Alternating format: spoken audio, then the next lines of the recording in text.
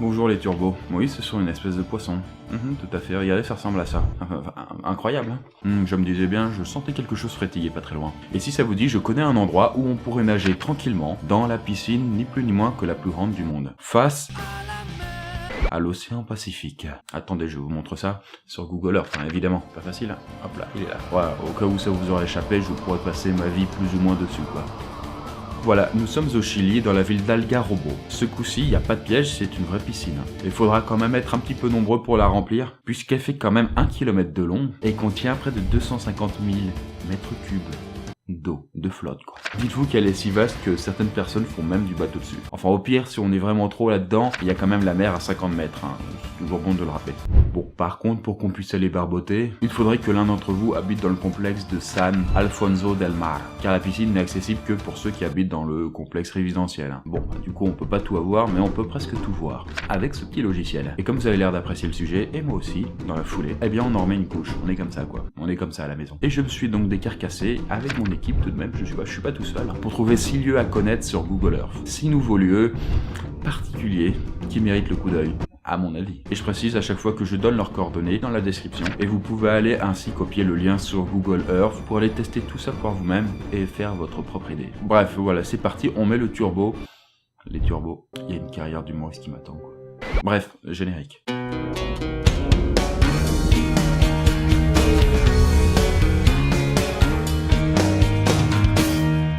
On va rester dans le thème de la baignade avec ce premier truc puisqu'il s'agit d'un lac. Attendez, vous commencez à me connaître, je vais pas vous parler d'un lac tout pourri. Il se nomme Lucarima, ça s'écrit comme ça, et il se trouve en Irlande du Nord, juste en dessous de la ville de Ballypatrick. Ne demandez pas d'où vient le nom, hein, seuls les Irlandais le savent. Fucking move, you fat dick! Vous le trouverez en entrant ses coordonnées, et regardez donc bien notre lac. A priori, rien de particulier. Maintenant, avec l'outil temporel de Google Earth, revenez en 2001. Vous remarquez rien ? Bah effectivement, on ne remarque plus rien, le lac a disparu. Pourtant, on n'est pas dans un désert où ça pourrait se dessécher. C'est pas dû au réchauffement climatique, c'est pas dû à la sécheresse, rien du tout. Et oui, parce que le lac Lucarima se vide de temps en temps, comme une bonne paire de Pas pour rien qu'il a été surnommé The Vanishing Lake, soit le lac qui disparaît. Et une histoire de fantôme circule même à son sujet, mais on va y revenir. Et s'il faut décaler de plusieurs années pour retrouver le phénomène avec Google Earth, en réalité, celui-ci est bien plus fréquent que ça, hein. Et en plus, il est parfaitement irrégulier, totalement aléatoire. Du random, quoi. Alors pourquoi ? Bah, il doit bien avoir une raison à ce truc. Eh bien oui, il y en a une. Et l'explication se trouve au fond du lac. Puisque ce lac se trouverait sur un sol constitué de calcaire, donc de roche qui est très poreuse, un petit peu comme une éponge, et remplie de plein de cavités. Mais ces trous, en temps normal, sont couverts par une sorte de bouchon de tourbe. Bon, la tourbe, c'est un joli mot pour désigner en fait de la matière organique morte, et fossilisée soi-disant passant. Et cette tourbe, solide, à l'air libre, a la particularité de devenir extrêmement visqueuse lorsqu'elle est en contact avec de l'eau. Un peu comme des coups... Non, pas du tout. Et donc, quand le lac est plein, elle devient de plus en plus molle, de plus en plus liquide, et le bouchon qu'elle constitue finit par céder sous la pression, et toute l'eau se déverse alors dans des cavités souterraines. Du coup, le lac est vidé. Et ensuite, exposé au soleil, la tourbe se remet à sécher, reformant des bouchons tout neufs, qui sauteront la prochaine fois que le lac sera plein. Et la boucle est bouclée donc. Mais justement, ça c'est pour la partie géologique, mais pour la partie plus humaine... Mais on est en Irlande, il y a toujours des conneries à raconter là-dessus. Et celle qui circule sur le lac de Lucarima est assez sordide. Puisque en 1898, un certain colonel nommé John Maggie McNeil traverse la région en calèche. Le bonhomme est très pressé puisqu'il doit attraper son train à 15 heures précises. Et il convainc alors son cocher de prendre un raccourci. Quelle bonne idée. Coupé par le lac. Après tout, se dit-il, le lac doit pas être très profond, et puis de toute façon, il se vide une fois sur deux. Mais manque de bol, le jour où se passe l'histoire, apparemment, il aurait été plein. Arrivé au milieu du lac, les chevaux deviennent de plus en plus nerveux en sentant l'eau glacée leur monter de plus en plus haut. L'un d'eux finit par se cabrer et fait se renverser alors la calèche. McNeil et son cocher disparaissent alors dans les eaux du lac, et on ne les retrouvera jamais, même une fois que celui-ci fut asséché. Et on raconte que depuis ce temps, une calèche fantomatique, conduite par un militaire, erre le long des berges du lac, qu'il soit vide ou plein. Est-ce possible, selon vous, en se baladant sur Google Earth, de trouver, par exemple, un éléphant mais un éléphant immense, un éléphant de 20 mètres de haut, faisant près de 90 tonnes, eh bien, je vous le dis, oui, c'est possible, puisqu'il est situé au beau milieu de la côte du New Jersey. Il suffit de se balader à Margate City, à 30 mètres à peine de la plage, cet éléphant a l'air complètement stone. Mais alors, qu'est-ce que c'est que ce machin?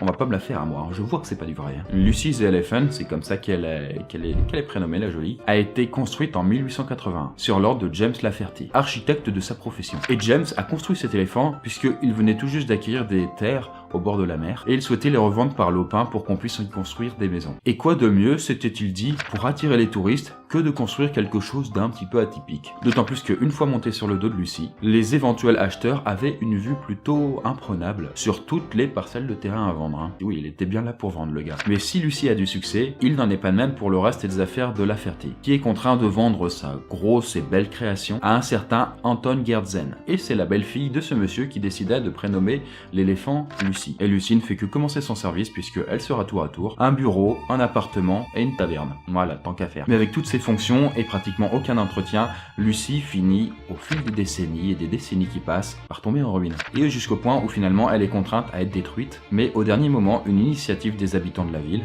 un comité de restauration s'est formé pour être partant pour la restaurer. Et donc éviter une fin plutôt funeste. Et le moins qu'on puisse dire, c'est qu'ils ont réussi. Tout a été refait à l'intérieur comme à l'extérieur. Et Lucy, aujourd'hui, est un incontournable de la ville. On peut lui monter dessus pour $1 symbolique. Merci de pas sortir cette phrase de son contexte. Et les habitants de la ville sont complètement gaga de leur éléphant. Pour vous dire, ils ont repeint l'intérieur avec des nuances de rose similaires avec celles des organes d'un vrai éléphant. Plutôt mignon, c'est un petit côté organique. Et ils ont récemment d'ailleurs célébré ses 135 ans avec un gâteau et tout. Je me dois de vous annoncer quand même quelque chose de terrible. Parce que Lucy est un éléphant d'Asie, et chez cette espèce, les femelles sont dépourvues de défense. Autrement dit, Lucy est en réalité un mâle. Bon, comme on est lancé sur à peu près n'importe quoi, autant continuer dans cette course totalement logique. Vous connaissez Versailles, non? Ce château incontournable du patrimoine français a été construit par le roi Louis XIV et non je déconne, on connaît tous ce que c'est. Eh bien, installez-vous confortablement entre ces parterres d'eau avec ses coordonnées. Appréciez la vue, plutôt sympathique, tout ça, et revenez en 2007. Et là, mais bordel, qu'est-ce que c'est que ça? Non, vous ne rêvez pas, il s'agit bien d'un squelette géant de 25 mètres de long en plein milieu du parc. Alors c'est bon, ça y est, on a découvert les restes d'un géant. Les complotistes avaient raison, après tout. Bon, peut-être pas pour cette fois en tout cas, puisque en réalité le squelette est en polystyrène. Et à moins d'être complètement blasé, on aimerait bien savoir qu'est-ce que ça fout quand même au château de Versailles. C'est l'objet d'une exposition artistique temporaire. Et le responsable de ce fait est l'artiste italien Gino de Dominici. Bon, je sais pas comment ça se prononce. Et l'œuvre s'appelle tout simplement Calamita Cosmica, l'amant cosmique en français, et non pas la calamité. Et pour ceux qui veulent voir cette œuvre maintenant, elle se trouve désormais à Rome, au Museo Nazionale delle Arti del 21 Secolo. Je sais pas prononcer 21e en italien. Ah, j'ai oublié, le squelette est pourvu d'un long nez pointu, c'est important à préciser. C'était la partie un petit peu rigolo. Pour ce truc, on va revenir traîner nos pénates en Norvège.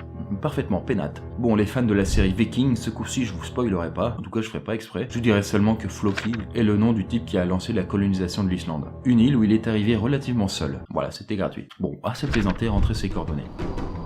Et vous arrivez dans le comté de Møre og Romsdal. Plus précisément entre les bourgades Vevang et Corvoy. Et si vous ouvrez un petit peu vos mirettes, vous verrez qu'une espèce de chemin un petit peu sinueux traverse le fjord d'île en île. Et il s'agit de la route 64, en norvégien, Fylkesvei 64. longue de presque 127 km. La route relie les villes de Kristiansund et Åndalsnes. Et cette portion précise de la route est assez impressionnante puisque la traverse ici un fjord sur 6,5 km.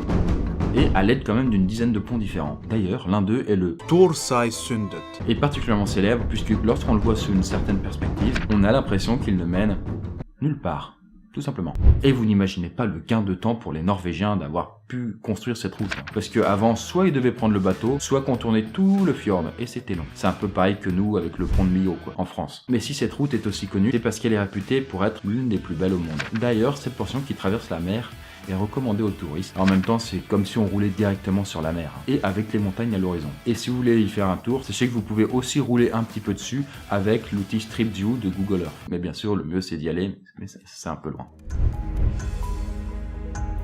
Ah, la Renaissance, cette époque historique dans laquelle on pouvait construire, bâtir de nouvelles choses, et se péter la gueule à coups de canon. Mais tant qu'on y est, pourquoi ne pas allier ces deux passions? Eh bien c'est ce qu'avait fait l'architecte italien Vincenzo Scamozzi en 1593. Et si vous voulez voir le résultat, il vous suffit d'entrer ses coordonnées, et vous arrivez directement au-dessus de la ville de Palmonova, dans le nord de l'Italie. Elle a une forme plutôt particulière, on est d'accord. Hein. Une étoile à 9 branches dont celle du haut indique parfaitement le nord. On a 3 portes donnant accès à la ville, et les 3 axes principaux la coupent exactement en 3 tiers, en se rejoignant directement sur la place centrale. Oui, ça a l'air plutôt parfait. Hein.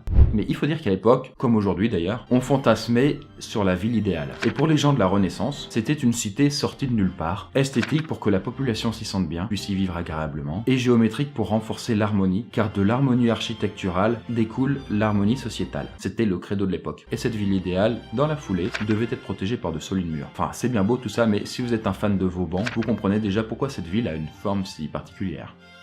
Vauban, c'était un architecte militaire de génie qui avait officié sous Louis XIV, en construisant un petit peu partout en France des places fortes et des citadelles en forme d'étoiles. Ces citadelles étaient d'ailleurs réputées impossibles à conquérir, de par leur forme si particulière et si stratégique en fait. Et donc, la petite bourgade de Palmanova est en réalité une ancienne citadelle.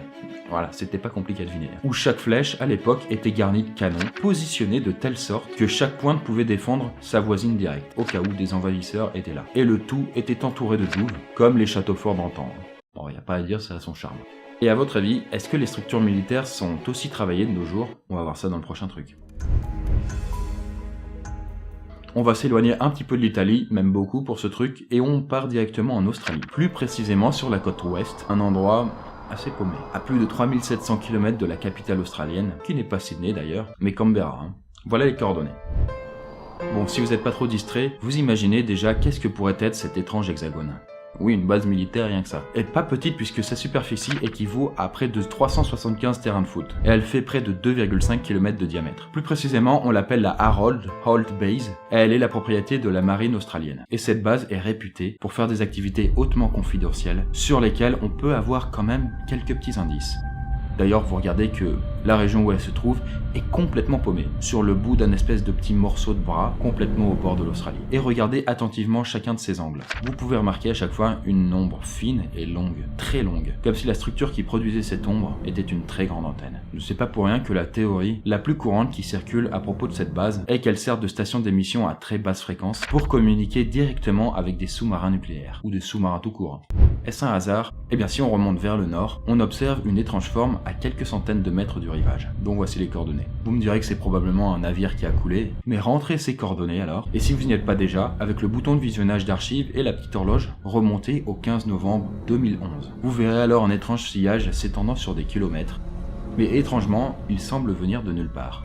Comme si la chose qui l'avait causé était invisible, ou avait disparu sous la surface de la mer, ou de l'océan en l'occurrence là. Sera-ce un sous-marin qui retourne au bercail, ou autre chose?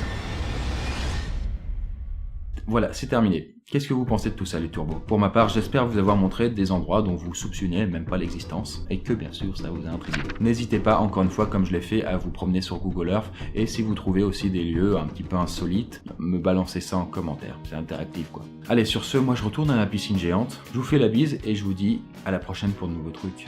Bye.